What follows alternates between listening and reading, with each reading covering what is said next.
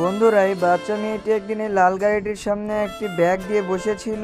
হঠাৎ করে গাড়ির মালিকটা চলে এসে তাকে অনেক গালাগালি করে গাড়ির সামনে থেকে সরিয়ে দেয় এবং সে দেখতে পারে যে তার গাড়ির ভিতরে টাকা ছিল আর ফোন ছিল আর জানালাটা গাড়ির খোলা ছিল।